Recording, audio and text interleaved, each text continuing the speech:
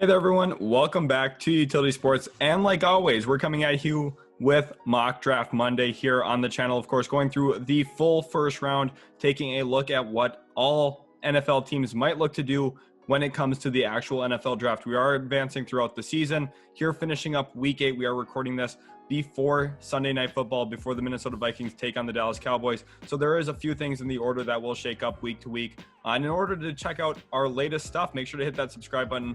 Also, leave a like on today's video and comment to be entered for an NFL jersey giveaway. Yes, that is right. A free NFL jersey, Justin Fields, Chicago Bears one, could be yours to own. All you have to do, like I said, comment on today's video, leave a like, and be subscribed. Those 3 things will get you entered for the comment. It can be something as easy as jersey giveaway or your thoughts on a specific pick throughout this mock draft. Let us know what your thoughts are in the comment section. And now let's jump into it, Austin, here with the Detroit Lions. A really disappointing loss. Absolutely got ran over by the Philadelphia Eagles today in their loss. Just did not look good from start to finish there for Detroit.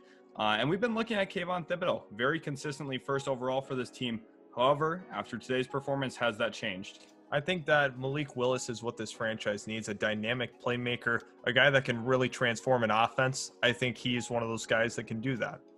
Definitely a developmental piece in terms of a passer, but he's got the quick release. He's a great athlete, and he's a guy that I feel that Detroit needs to really change things on the offensive side of the football. Him, DeAndre Swift, and then hopefully later on in the draft, get a wide receiver with a value pick. So I think Malik Willis is the perfect fit for the Detroit Lions. The nice thing here with Detroit, they do have a second first-round pick as well to improve in other areas on this football team. Of course, Malik Willis coming at the quarterback spot, you're looking for a long-term franchise answer. It's hard to pass on Kayvon Thibodeaux, but given what we've seen, there is a real pathway that Detroit looks at that quarterback position. We know that Lions fans are begging for someone to be the long-term replacement for Jared Goff. Pick 2, now we move into the Philadelphia Eagles, who are slated to have 3 picks in the top 10 in this mock draft. And they are very happy to see Kayvon Thibodeaux here on the board. I'm sure, Austin, is Kayvon Thibodeaux the obvious pick at this point? I just think with how talented he is and how much upside there is for Kayvon Thibodeaux as an overall pass rusher, he's really good against the run. There's too much to like as a total package with Thibodeaux. He is going to go here to Philly. Granted, that's not their largest need on the team. However, they have other first-round picks to address that, so just go best player available. Don't overthink it. Kayvon Thibodeaux is a great starting point here for Philadelphia. They are in such a lucky position with Miami playing so poorly this year. Another loss for Miami today moves them to 1-7. Pick number 2 for Philadelphia, getting Kayvon Thibodeaux. That's an A+ move in my opinion. Pick 3, we got the Houston Texans here, another team who just can't get out of their own way at 1-7. They've struggled up and down the roster this year. Deshaun Watson, he's a name to watch over these next 48 hours as we get closer to the NFL trade deadline. Austin, are you thinking that Deshaun Watson will be traded this deadline? And then where do you have the Texans go in pick 3? Yeah, I think Deshaun Watson, I don't know if a deal's going to get done. It's going to have to come together quickly. We had heard rumors that basically the deal was done to Miami. Nothing's came out about that since. So there's a lot up in the air. I think there's a couple of smoke screens. I don't think a deal gets done. He ends up staying on Houston.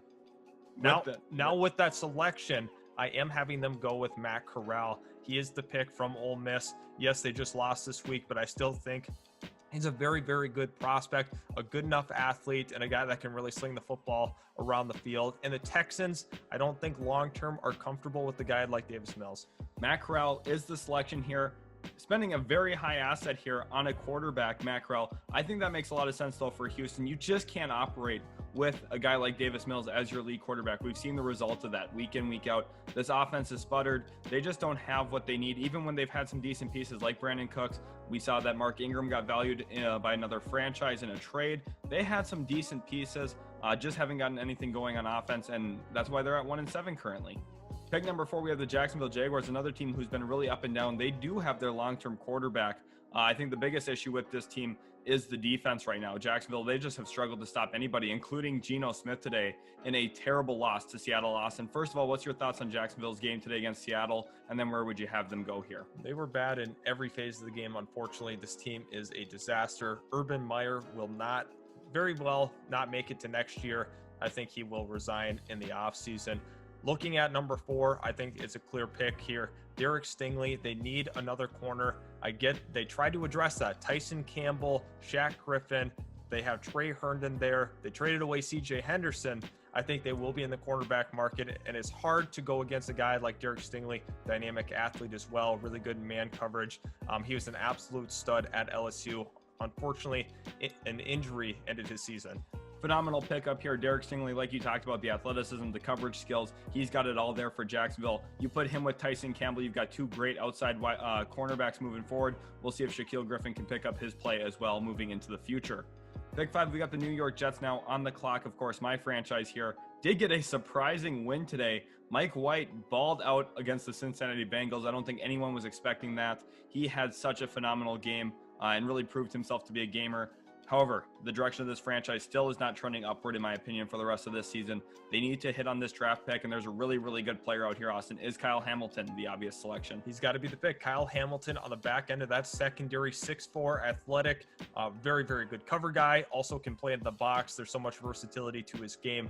It's hard to look at the Jets and not think that they are going to prioritize defense, especially with Robert Saleh being the head coach. I love the selection. I also love the fit here. Right. Joe Douglas is showing he knows how to draft. I think his drafts have been very, very positive for the most part, especially rounds 1 through 3. I think he does a very good job in those areas. Kyle Hamilton would be the latest example of that.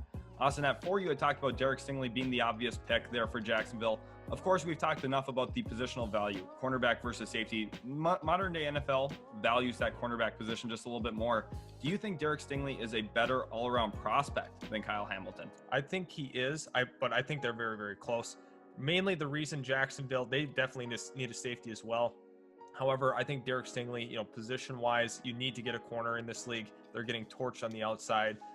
Definitely, you have to look at a guy like Derek Stingley as being the true and obvious pick there still. Right. Positional value is usually a main driver when it comes to where guys end up getting drafted. It's harder to find certain guys who can really cover at the cornerback spot. Edges get very valued, tackles as well. And of course, that quarterback position where we saw 2 go in the top 3 already.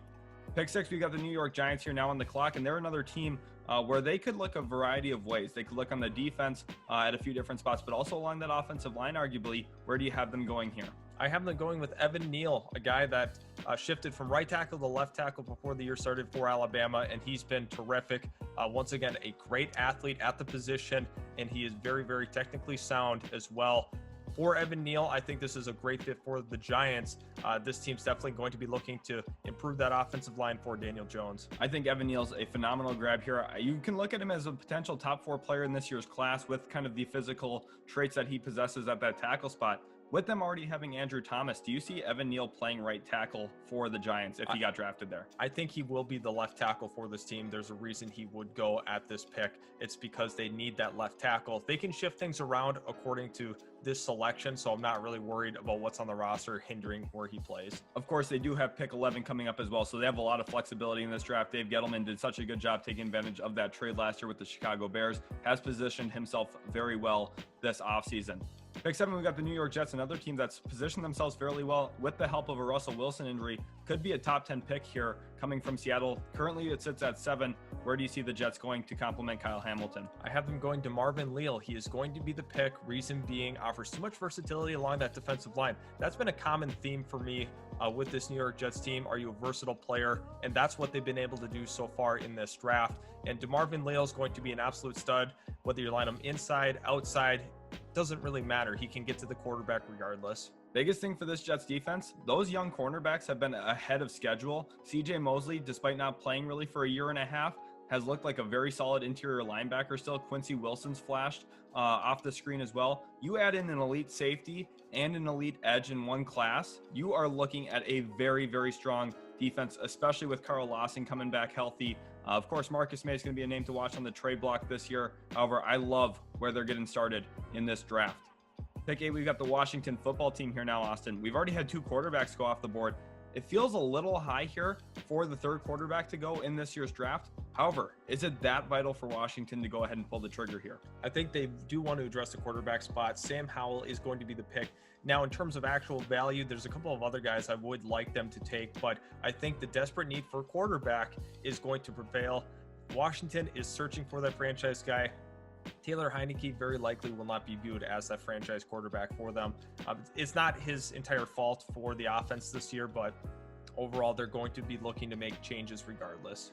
I think the biggest thing about the quarterback spot is it's even a little bit more than just their actual production week in, week out. You know, Heineke does a very good job extending plays with his feet. Now, he doesn't necessarily have the arm talent that some of these top guys do in the class this year. But you are looking at, you know, kind of a feel around the organization when you have that type of guy. You know, the Chiefs week in, week out probably go in thinking that they're going to win because they have Patrick Mahomes. The Packers probably feel that way as well. When you have a top tier quarterback, the air in the room, the confidence that you have as an organization is just different. And they're hoping that Sam Howell can be that difference maker over Taylor Heineke there in Washington. Pick 9 and 10 here, we have Philadelphia back-to-back. Of course, one of these picks coming from Indianapolis. Earlier on in the draft, they did get Kayvon Thibodeaux second overall, Austin. So where are you going here at 9? At number 9, you have to look at the cornerback spot. Ahmad Gardner instead of Kaiir Elam. I know this is more of a recent trend on our channel. Sheldon had mentioned it last week about Ahmad Gardner being in that top 10. Here he goes again. This guy just doesn't give up touchdowns. He's been so consistent. He's a huge reason why the Cincinnati defense is so stingy. And I love the pick for the Eagles, really getting some help on that back end. Most rookie cornerbacks tend to struggle when they first come into the NFL. I think Ahmad Gardner is going to be someone who's a little bit more immune to that. He's very, very good in man-to-man coverage. And for the Philadelphia Eagles, you bring in an elite pass rusher, someone who's going to be really good in the run game as well with Thibodeaux. Then you bring in an elite cover corner in Ahmad Gardner, and they're not done yet here. Pick 10, Austin. Where do you have them going to complement their first 2 picks? Now we have Kaiir Elam going here. Now this is really interesting because they are completely reworking that corner room, and you get 2 top 10 picks at the cornerback spot. Generally, you're going to be looking pretty good in that secondary. I think this could work wonders for this Eagles team. This is a massive upgrade for this defense. Of course, you know, they do have Darius Slay there currently, but we're looking long-term projections. You have fifth-year options on all 3 of these players. So you're looking at Kayvon Thibodeaux playing as an elite edge, Ahmad Gardner playing as a very good corner, and Kaiir Elam, who has very good upside athletically. You have all 3 of those guys for the next 5 years. That is scary, scary, scary. They're in that division, and you need the cornerbacks to match up with Dallas in your own division. Washington's brought in some playmakers. I just think it makes too much sense to go in that direction. Pick 11, we got the Giants here. Of course, went with the offensive tackle, Evan Neal, at pick 6. Where do we have them going at 11, Austin? I have them going with Aiden Hutchinson, the edge from Michigan, high riser this year.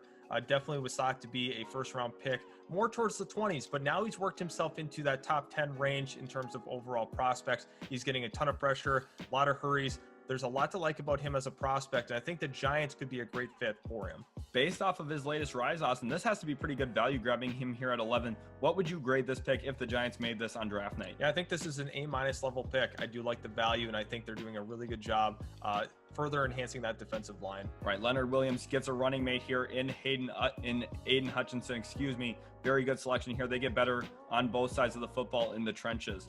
Pick 12, we have the Atlanta Falcons, a team who has a lot of news around them. Calvin Ridley stepping away from football for at least a short time here. We're not exactly sure how long he'll be away from the team. Could be the rest of the season, could maybe stretch into next year. So they've got some question marks right now. Where do you have Atlanta looking at pick 12? I have Kingsley Igbaria going here from South Carolina. They've been desperately looking for an edge for a couple of years. It's been a common theme for us to take the quarterback position for this team just because of, really the uncertainty around their current franchise guy, Matt Ryan.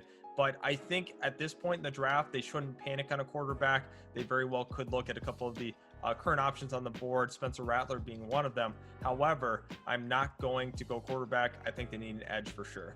They go edge here. They've been looking for one for quite some time. You think about the names like Tack McKinley that they've taken back in the first round in past years. I think Kingsley Igbaria, a different story here, pans out very well in Atlanta. Pick 13, we got the New England Patriots, and they pulled off a nice win against the Los Angeles Chargers today. They've got some work to do still. I think that they could use another outside weapon for this team. They could also use a little bit of help defensively, maybe in that front seven a little bit more. Where do you think here for New England? I think Drake London is going to be a phenomenal pick for them. Reason being, he's 6'5". He's a true red zone threat as well. And looking at this team, that's what they need out wide. They have a couple of nice complementary receivers, but Jacoby Myers has had a historic stretch of not scoring touchdowns, and they definitely need a guy in the red zone that you can truly trust through the air. Drake London provides that security blanket as a wide receiver. He's going to be a phenomenal pickup for this New England squad. Pick 14, we move on to the Denver Broncos, a team that's really going to be in the news these next coming days. Of course, remember, we are recording this on Sunday ahead of the trade deadline. So if you're watching it post-trade deadline, you'll know exactly what we're talking about. Kyle Fuller probably going to get traded. Melvin Gordon's name's going to get brought up. Von Miller, probably the top player available this trade deadline. They're going to be very busy the next 48 hours working the telephones. Where do you see them going at pick 14? Adam Anderson is probably the best scheme fit for them.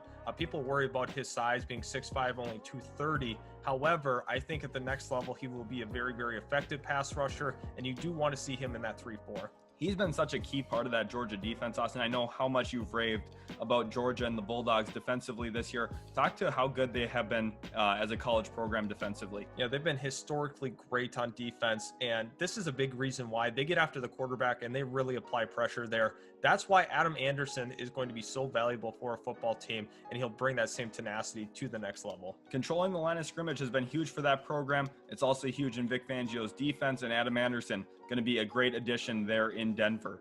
Pick 15, we got the Miami Dolphins here. Of course, just have not had the season that I think anyone expected for them. Brian Flores and that team looked like everything was trending in the right direction. They made an aggressive move up for Jalen Waddle after trading back down. Now they find themselves pick 15 here because of some of those moves last offseason. Where do you have Miami going at this juncture? I have Ikem Ekwonu is going to be the pick, the best run blocking tackle in the entire class, and just, you could even argue, offensive lineman. The Miami Dolphins are definitely going to be looking to revamp the run game as well as protect Tua. Ikem is very good in both. However, he's special in the run game. I think Miami later on in the draft will complement this pick by actually taking a running back. Roughly 67% of their play calls this year have been designed around passing the football. They need to find ways to have better balance, especially if Tua Tagovailoa is their starting quarterback going into next season. They need a little bit more versatility, a little bit more flexibility in that run game. Ikem Ekwonu plus a running back on day 2 or day 3 solves a big issue there in Miami. Pick 16, we got the Kansas City Chiefs, another team with a lot of issues specifically on that defense. They need help on all 3 levels, Austin. Which way are you looking here at pick 16? I'm looking in that secondary. Trent McDuffie from Washington is my key target for this team. Granted, he's only 5'10". However, he gets his hands on you, makes it uncomfortable, really redirects receivers' bodies as well. And that's what Kansas City needs, a little more toughness in that secondary, and he's going to be a very good cover guy for this team. Earlier in the video, we talked about Ahmad Gardner not giving up very many touchdowns. Trent McDuffie kind of goes to the next level there, where he doesn't give up very many catches at all. Very, very good when targeted. And honestly, for the most time, doesn't get targeted because of how good his coverage skills are. If he was 6'1", Austin, would he be a top 5 pick in this year's class? I think he'd be sniffing that top 10. I just think the size and the overall athleticism, you'd like to see it be a little more. However, Trent McDuffie is still a great pick at that size, 5'10". Especially with Kansas City needing to compete, Trent McDuffie comes in, phenomenal competitor, and would really help that football team. Pick 17, we got the Carolina Panthers here. They get back in the win column, find themselves at 4-4 after week 8, and I think they're very relieved that Stephon Gilmore got a game-sealing interception for that team today. They badly needed him. They go on to face New England this next week, so it'll be interesting to see how Stephon Gilmore does against his old team. Pick 17 now here, Austin, though. Where are you looking for Carolina? I think George Karloftis is going to be a really good fit. Now, we look at the Carolina Panthers. They've been pretty trendy. They like to look at both sides of the ball. One year, they went all defense in Matt Rule's first draft. In the second draft, they geared it a little bit more towards the offense as well. They did take J.C. Horn last year, but getting a guy up front and improving that front seven is going to be key for this team. In Carolina, hopefully, they're in a weird position now. They are committed to Sam Darnold. We'll have to see if other changes are made. A big thing here for Carolina, they've addressed some of their help in the pass game. You know, brought in Stephon Gilmore, brought in C.J. Henderson, drafted J.C. Horn. They've paid special attention to that secondary. Now it's about time to come back to that defensive front. You drafted Derek Brown a few years ago. You have Brian Burns. You add in George Karloftis along that edge position. You are very, very stout on all 3 levels of that defense. Pick 18, we move into the Cleveland Browns, a team that surprisingly dropped to the Pittsburgh Steelers today. Just didn't really get anything going offensively. Where can we look at the Browns going at 18? Now, this is a position we have not touched in any of these mock drafts. It's going to be Garrett Wilson, the wide receiver. Reason being, I think there will be a trade done with Odell Beckham Jr. This offseason. Therefore, you're left with Jarvis Landry, and you need another guy. They are comfortable with Higgins in the pass game. However, I think you need a guy that's a true all-around receiver, good on every single level. Garrett Wilson is going to be the pick here. I like that a lot for Cleveland. Also happens to stay in state with this selection. Makes a lot of sense to me. Baker Mayfield gets a very, very good target, 18th overall. Sliding into pick 19, we have the Minnesota Vikings here on the clock. A team that's badly needed cornerback for quite some time. We've talked about that a lot on the channel. Do you continue that trend here, Austin, or where are you looking at 19? I think the Vikings have to look at Andrew Booth Jr. as the number one option. Reason being, we talk about it a lot on the channel. Patrick Peterson's contract year, Brashad Breeland's contract year, Cam Dantzler's inconsistency in the pass game. Honestly, it really leaves us with no choice but to take a corner. Yep, Andrew Booth Jr. goes, and honestly at this point, Austin, through the first 19 picks, I'm sure our viewers are noticing a real trend. We've seen a ton of edge rushers go, we've seen a ton of cornerbacks go, offensive linemen, specifically tackles, and the quarterback position. Those have been the 4 featured positions, which I think a lot of people would agree are the 4 most important positions in football. Talk to that trend a little bit. How important is it to find those positions? Yeah, and you want to make sure, obviously, you're not on the wrong end of that. And if you are, do not keep reaching down that well if it's not there. If the talent pool is too depleted, look elsewhere. Let's just look best player available at that rate. And that's exactly what's going to happen here at number 20. Tyler Linderbaum is going to be the pick.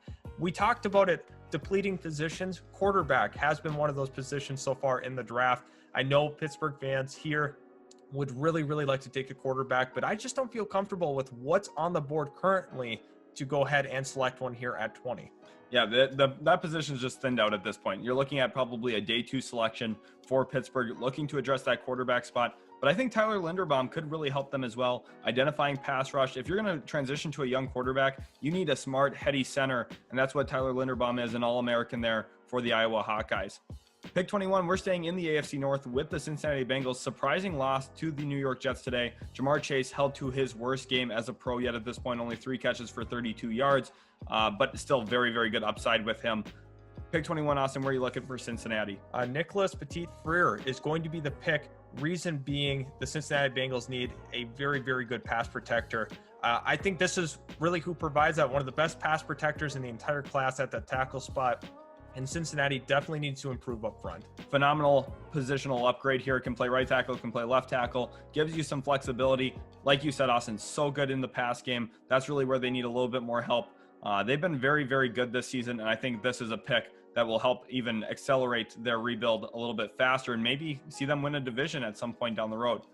Pick 22, we've got the Los Angeles Chargers here now. Of course, they lost to the New England Patriots today, but they've got a bright future as well. We've talked about wide receiver. Mike Williams is in his contract year because they decided to decline his 5th-year option.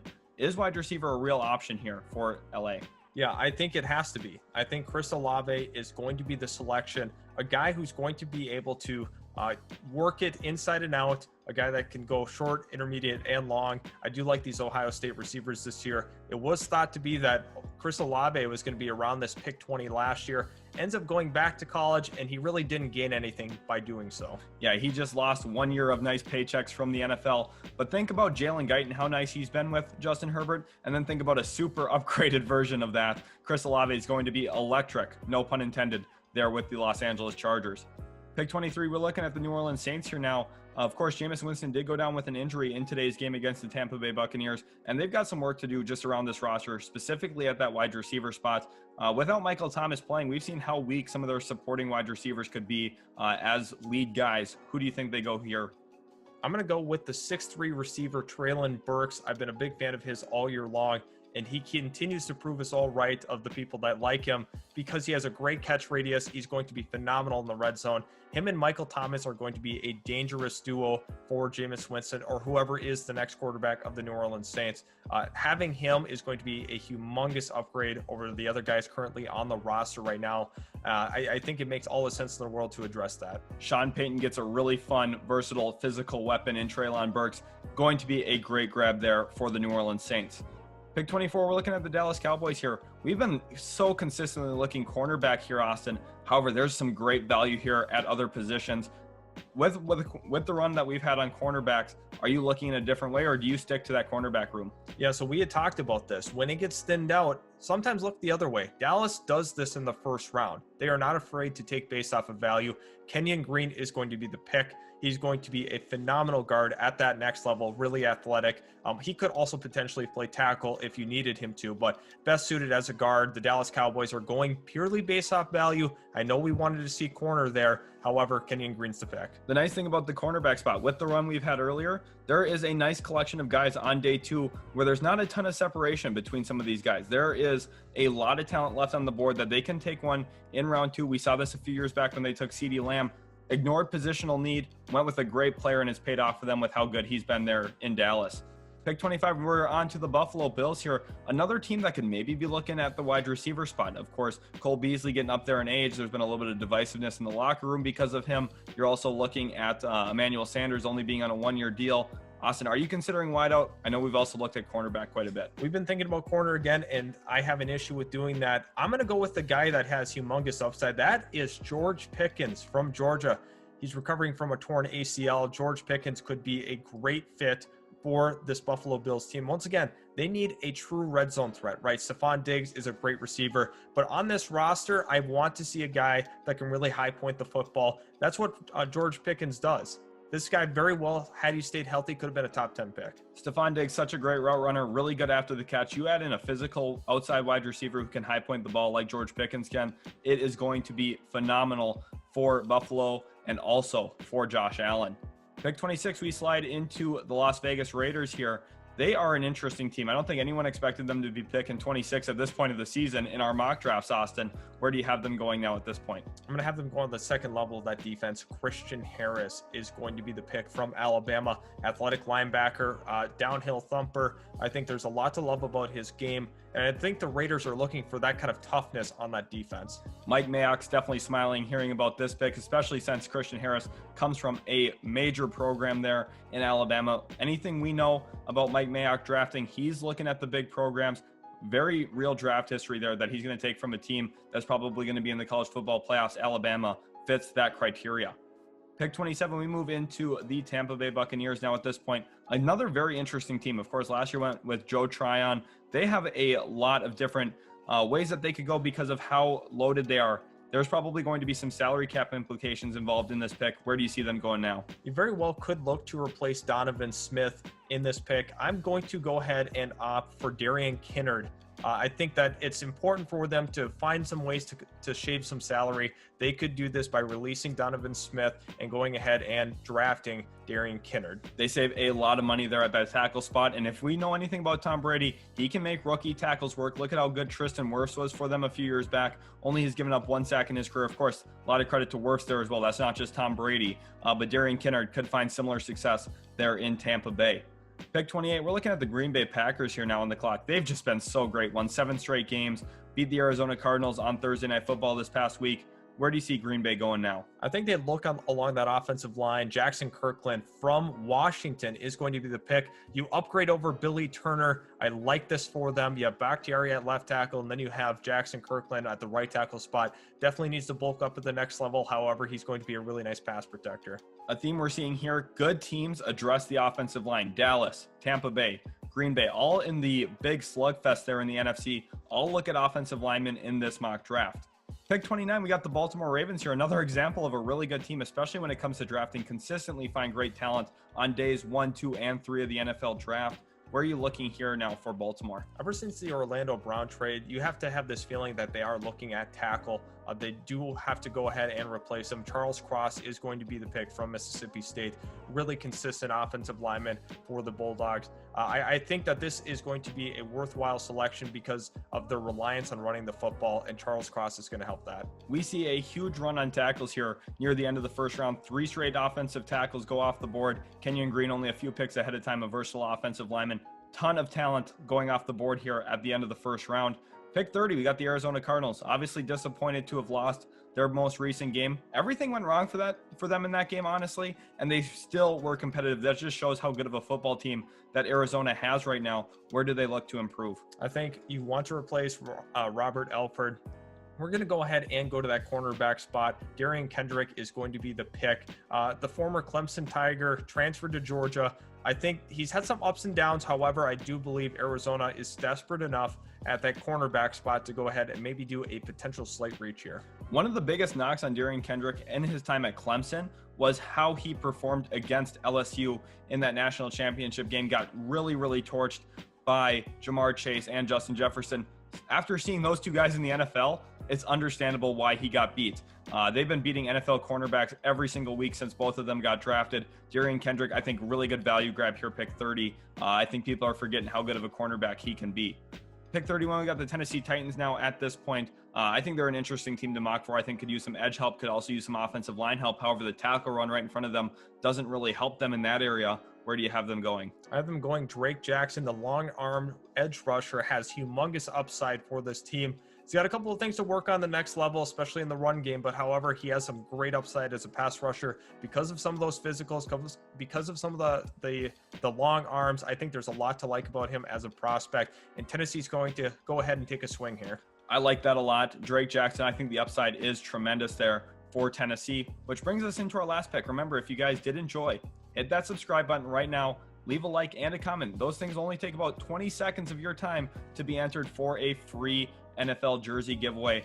All you have to do, again, hopefully you guys have enjoyed up to this point. Austin, we're ending it off here with the Detroit Lions. Of course, Malik Willis got us started first overall. Where do we end it here? I think Nakobe Dean is a good pick. They want to improve that front seven. Jamie Collins was not going to be the long-term answer there, obviously, and they moved on.